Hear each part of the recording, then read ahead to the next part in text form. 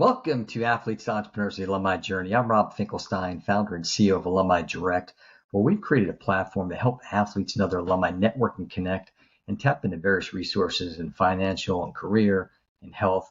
But this show is all about athletes transition out of sport, which is such a major issue today between financial literacy, mental health, and we really want to make an impact. And we interview former college and professional athletes, and we talk about their transition out of sport into successful business leadership and entrepreneurship. And the key here is to teach and inspire athletes that there is, in fact, life after sports. So excited today to have Rodney Williams on. How you doing, Rodney? Doing good. How are you?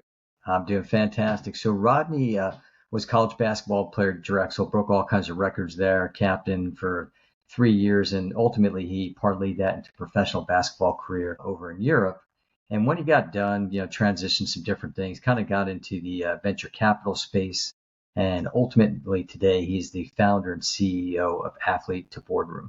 And we're really looking forward to hearing more about that. So, Rodney, talk about playing sports growing up. How did it shape you leading up into college? Yeah, I think it's just an awesome opportunity. I think sports teaches kids a lot.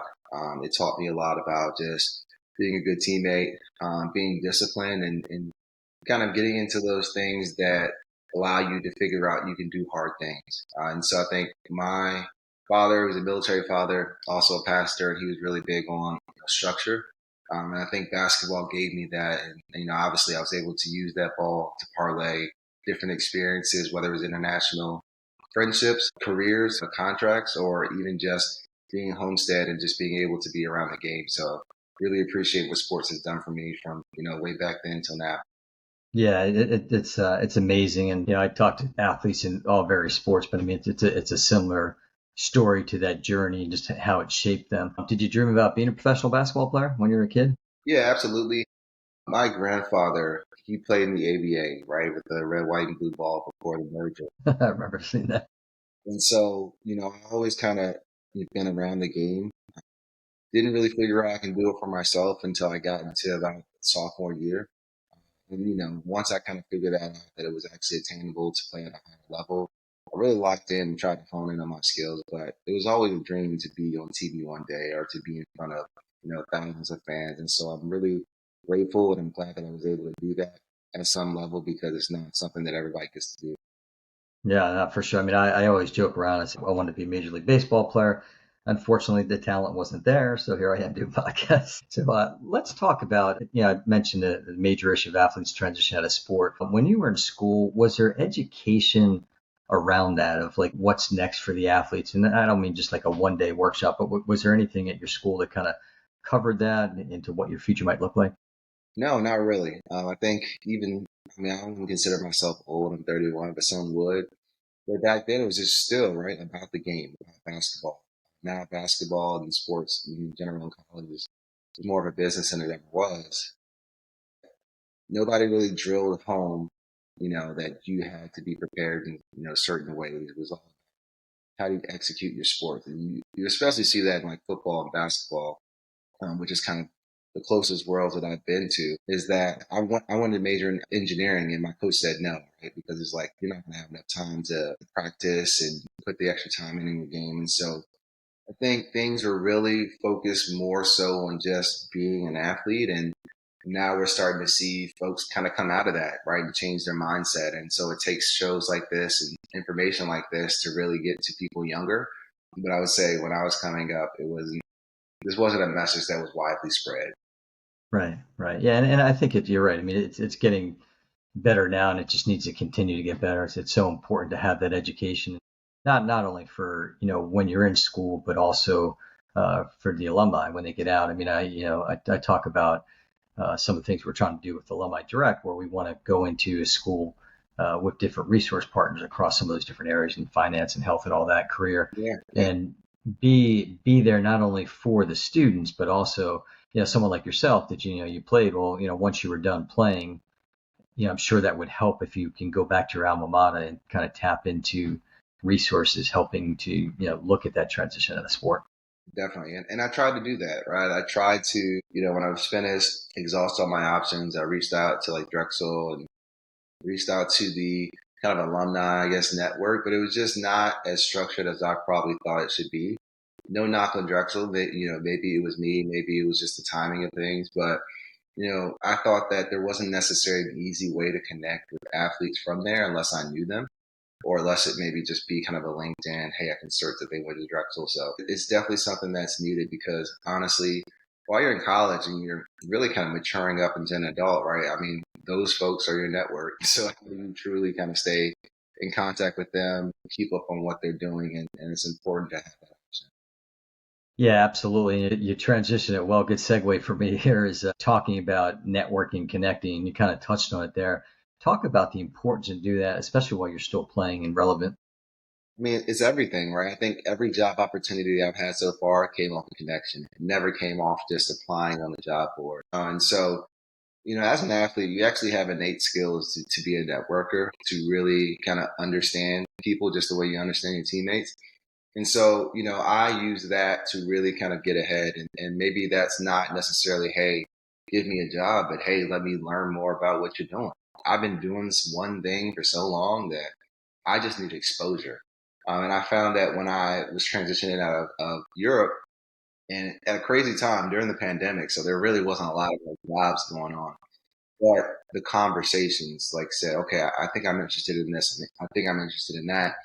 And then after a while, you have enough conversations where when there is an opportunity, people, remember who you are. And so I'm still doing that to this day. I will never stop. But I think, it's a natural skill that we actually as athletes can like hone in on. And then, one thing that you forget is just your presence as an athlete. Me personally, I'm a 6'8", guy. When I go into a room and I shake your hand, there's a presence about me. And so how do I use that, right? God-given ability, learned ability from athletics to use that. And so it's very important because you never know where your next opportunity is coming from. Yeah, and I mean, such great advice there.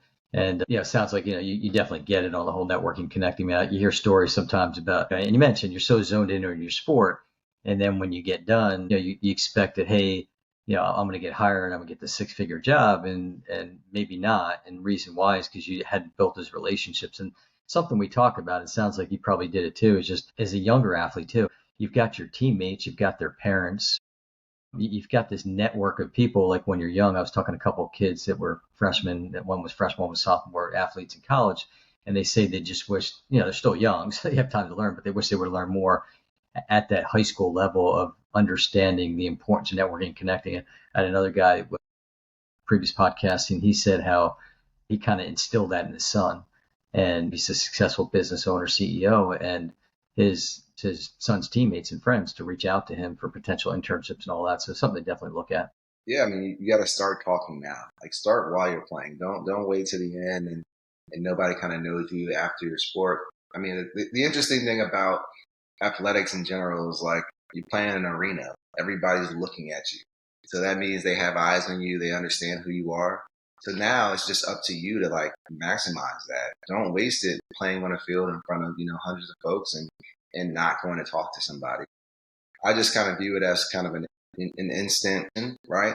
Oh yeah, I did, I scored 20 last night, but let me ask you about what you did. And because their eyes are on you, how do you, take that and kind of utilize it? It's something I didn't know when I was young. I didn't think about it. I play the games and then you just go home, go back to practice and repeat the same cycle. If I was to go back to my younger self, there's way more connecting that I would have done while I was actually like an athlete figure that people came to, pay tickets to see. Right. No, that's great. And I think if more athletes were to understand that, because you do have a platform, especially like you said, I mean, if you stand out, and people are enamored by athletes. I mean, they want to, reach out and talk to them.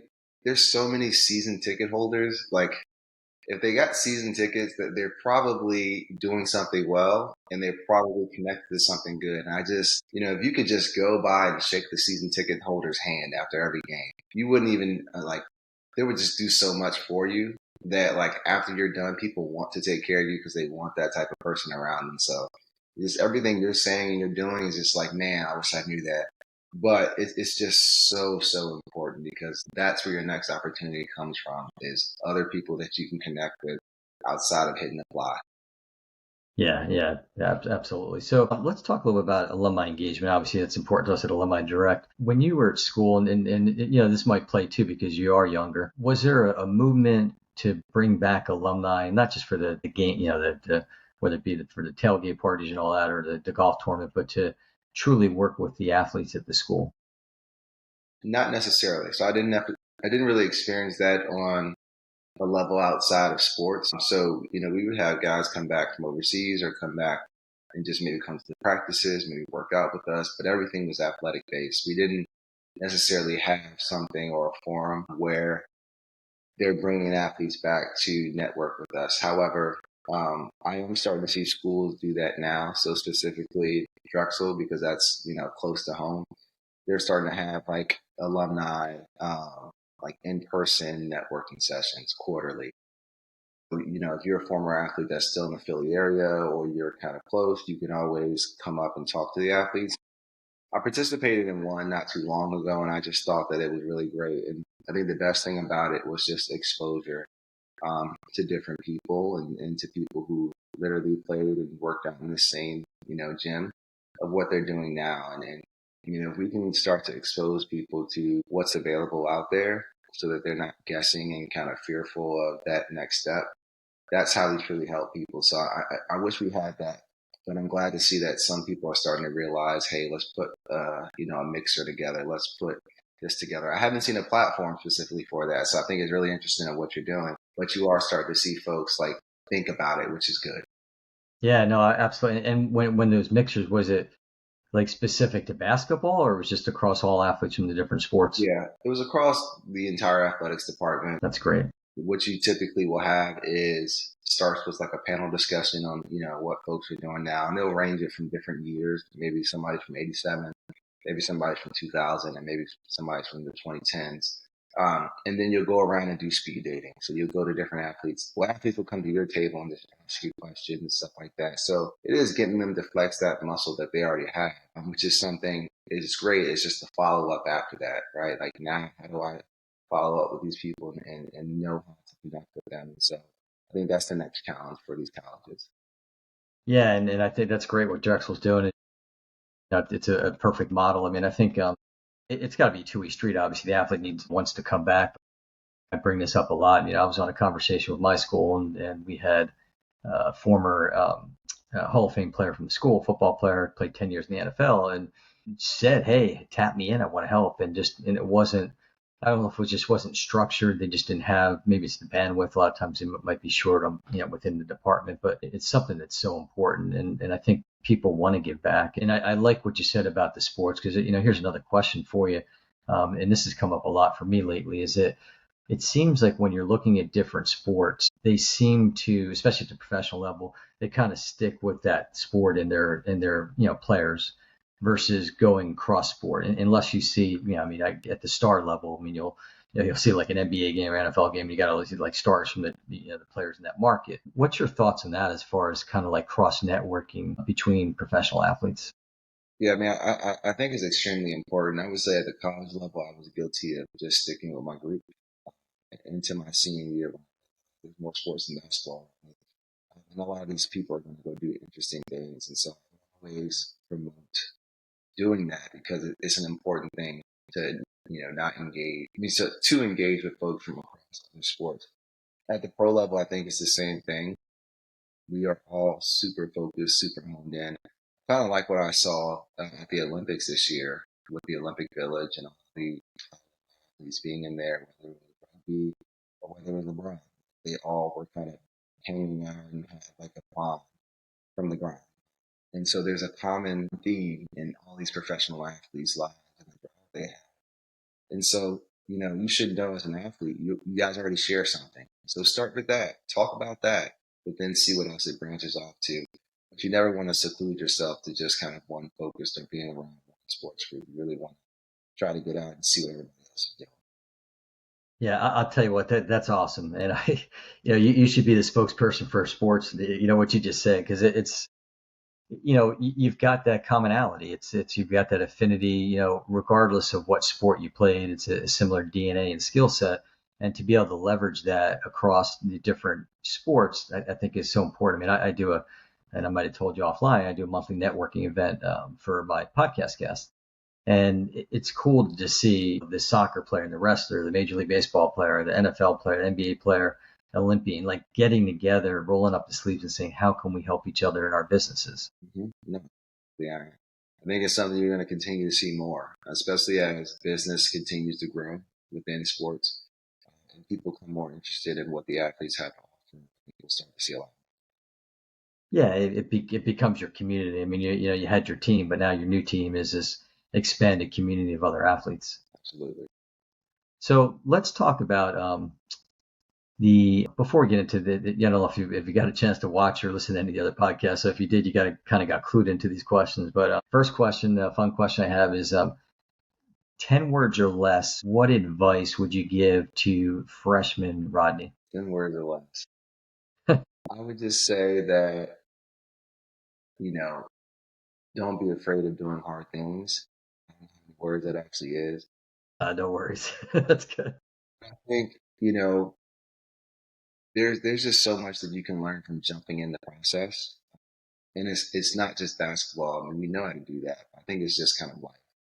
When you get to college, you really are maturing into like the person you want to be. And I mentioned me just kind of secluded myself to basketball. It's really one thing that I do regret, getting out there more and understanding that like when you're uncomfortable, that's just, the things that make you stronger. I wish I would have leaned into my community a bit more just to see what that could look like, to see the connections that I can make. But I think, yeah, just not being scared, afraid of doing hard things, putting myself out there, taking that engineering course that I thought I wanted to do that I didn't do, and just all these other things. I think it's something that you always look back on and you can learn from. But when you're younger, that's actually the time to try new things because now I'm 31. I have a 3 month-old baby and a wife and a house, and there's more there's more that comes with life later down the line. So try things, try hard things when you're young. There you go. And then fast forward to the senior year. What advice would you give the senior Rodney? Yeah, again, I think it would be around connections, making more connections. Senior year was a really good year for me on the court. There was a lot that was going on. I was, all conference and all these other things. I think knowing that I was going to play at some higher level, I only focused in on the, which could be good or bad. But I think there's more that I could have done connection wise to stay in touch with folks while I was overseas, starting to still keep those relationships high so that when I came back, it would be easier transition. And so, yeah, I would just say, you're almost out of college, you're doing all these good things. You actually had more eyes on you than ever because you're playing your best. Use those connections to continue to grow those, while you're out of school. Okay, great. And then, so let's talk about, transition out of sport. And I mean, for you, I always talk about as a professional athlete, it's really kind of two because you have that transition from being a college athlete to all of a sudden being a professional athlete. So maybe talk a little bit about that, and then we'll get into your transition into after playing. Yeah, no, I mean, it's hard, man. I think the mindset, the mindset of being a pro, right? A professional at your craft, that somebody's paying you money to do a job. Like they're not paying you money just to be on the team. They're paying you money to go get 14 rebounds and whatever points. Funny story for me, and I always tell this story because I think it's actually one that shaped me, is that my first stop was Israel. That's where I first played. And there was never, Israel didn't take rookies because it was just like a grown man sport. It was fast paced, a lot of scoring, high level basketball. And for some reason, I don't know, I got a contract. And I played there for about 3 months, but I actually got fired, got cut. They got called me into a coffee shop and they were like, hey, like, this is not working out. And they brought my replacement to practice while I was there. So it was really Wow. cutthroat. And I just didn't understand. Like I was a college kid, like I was on, they can't cut me. Well, they could have, but they wouldn't have done that at Drexel, right? I was on the team, maybe just don't play. But when they're paying you money to come over here, it's really strictly a business. And I didn't think I handled that well as a rookie. I thought that I was out too much and I wasn't focused enough to know that, hey, like if you don't, you know, get these 14 points and these 7 rebounds, they'll find somebody else that does it. And so that was a hard, hard lesson I had to learn. And it actually kind of broke my confidence and I had to build it back up because I was so used to that college basketball. Everything's good. Just go to class. The sun's going to shine tomorrow. But when you're playing against grown men who have to feed their families, there is none of that. It's strictly business. And so that was like the first hard business lesson that I learned. So I went from Israel, being cut there in a coffee shop, to then finding a contract in Spain. But from that moment on, all spoke of like professionalism. Everything I did, I clocked in this morning, I got my work in, I went home, I got my work in, did all these things. And I was so laser focused on performance and making sure that I was good. But had I not gone through that lesson, I mean, I don't know what I would have been professionally. And I ended up playing 3 more strong seasons. So yeah, it's an interesting, I would say transition into the professional world in general, whether you're playing in professional sports or you're going to a corporate job. You are there to do a job and you're being paid to do a job. And nobody's going to wait for you. You have to go attack it yourself. Yeah, yeah, no, you're right. Regardless of what it is, I mean, it's a change, and you have to be ready to go and prepared for it, and take it seriously. Which it sounds like, like from your first get go. Not that you didn't take it seriously, but but you learned your lesson. So let's talk about your transition out of sports now. So I mean, I'm sure you still play sports, but like, you know what I mean? Like as far as you've been your whole life, you've been playing growing up, different teams, played professionally. Now you're into, as we, quote unquote, the real world. Talk a little bit about that. Tough. It was tough. Like I mentioned, it was 2020 pandemic. I remember I was in Sweden and they came on CNN. They're like, "We're closing the borders," and I'm like, Like, what does that mean for me? Am I going to be stuck over here? So I called the team and I was like, "Hey, like I gotta go. Like I don't know what's going on, but just pay me for whatever my contract was up to this date, but I have to go." So I get home and again, the world stopped. The world shut down. I had a lot of time to like think and to sit there in my thoughts and say, what do you really want? Do you really want to leave your family for 9 months? Do you want to just try to transition? At the same time, I was getting my MBA online because I was trying to be prepared. But what I found was this was just a hard thing. I mean, I came from a good family. I had good parents. I had a solid education from Drexel. I just graduated my MBA, and it was really, really hard for me to find a role. I went from, having the basketball money and thinking the world is fine to when I decided to say, hey, I'm just going to go ahead and start my transition. I didn't have anything. And I tell people, I was working for my mom. I was working on a food truck. Like, it was like crazy to me because I'm like, I was in Spain and I was dunking in front of 5,000 people and screaming the air out of my lungs. I make the decision to transition and I can't find anything. And now I'm working for my mom's food truck. It was crazy. And so what I decided to do was I'm going back. I can't not have a good feeling about myself. I can't not have money in my pocket. So I'm just going to go back. And, if a job comes and it's okay, I'll take it. But if not, I'm going back. So I went to DC, got my visa straight. I had a contract in Spain and Luxembourg. And I was this like close to like deciding I'm going to go. And then I checked my spam email and had a job, like an interview offer from one of these jobs that I applied for.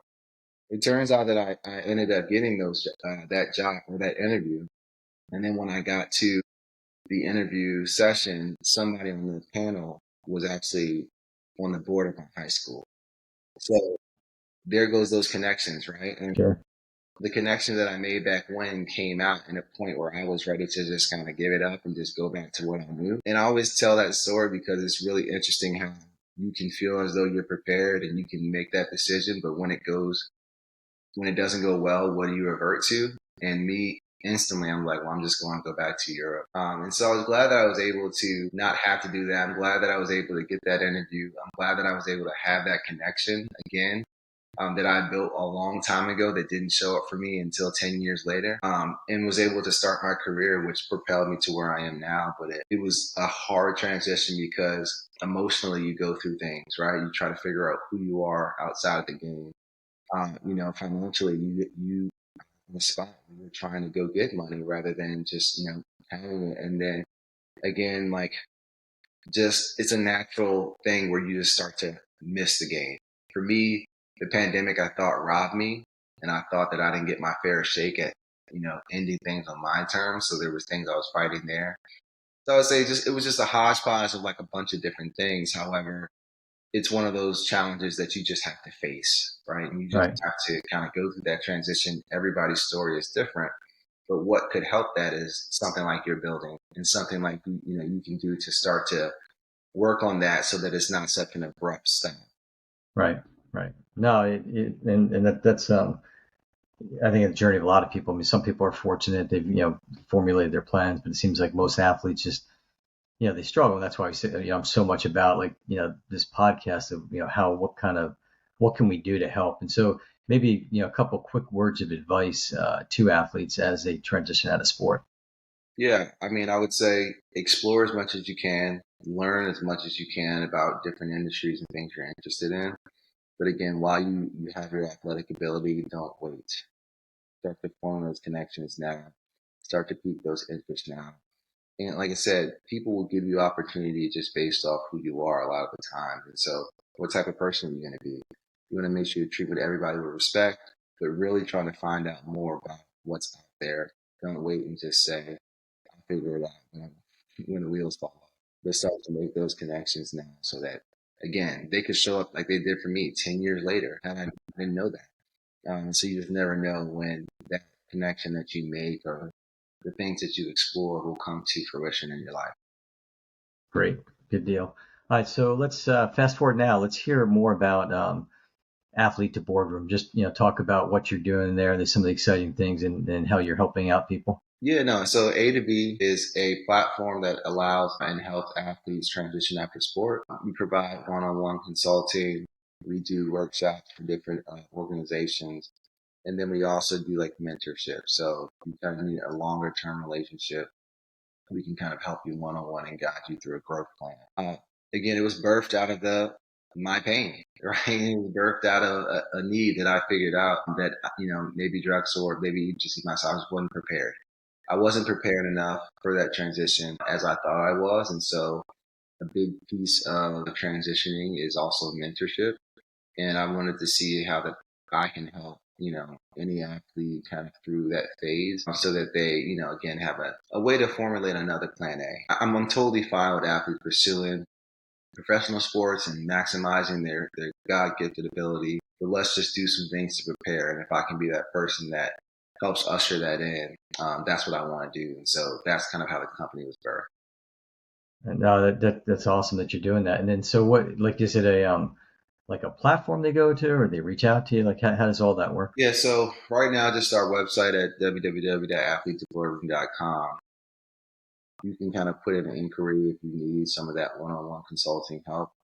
Eventually, the business is growing right now. We're going through a cohort program that's going to allow us to build out more of our tech to be more tech enabled rather than some of the one-on-one stuff. And so soon, probably towards the end of the year, we'll be able to offer different curriculum that the folks that go through. It's not a one-stop shop, but then you can, really kind of dive into some of the things, and then we'll continue to try to just elevate the message through, an elevation in tech to really get the platform out there. I would say it's all about just de-risking these athletes and helping them understand, what's ahead of them and how we do that.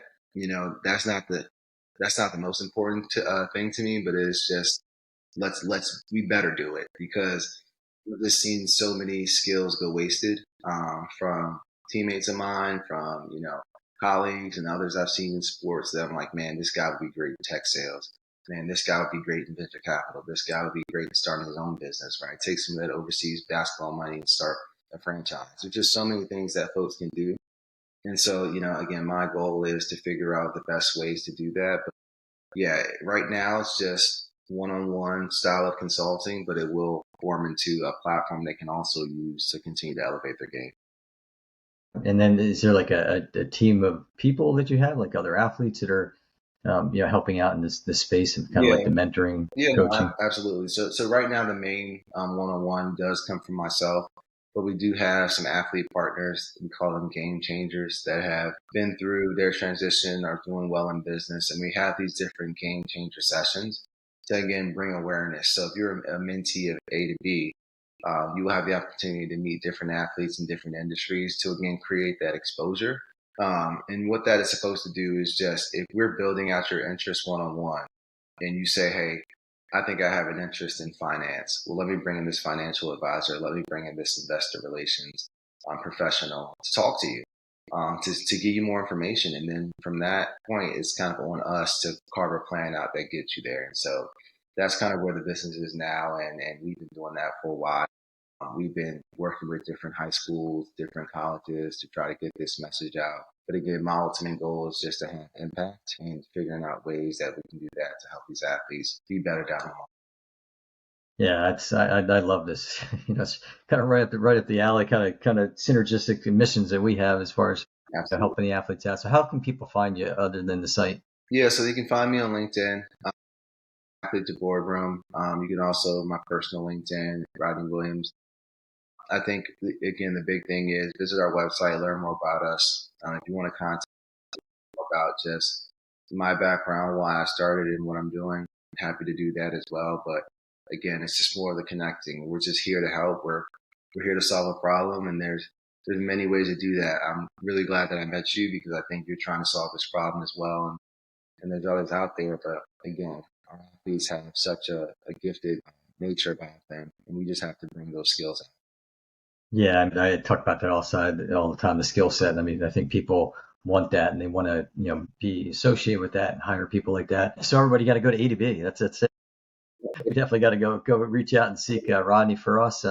You can find us on alumnidirect.com, and the podcast is on our YouTube channel, and it's across all the podcast networks as well. And I always say every episode, I just encourage people to listen, follow the podcast. There's so much great information that like Rodney gave today and that previous guests. So definitely tune into Athletes, Entrepreneurs, Alumni Journey. And thank you again, Rodney. It's great. No, thanks for having me on. It's a pleasure.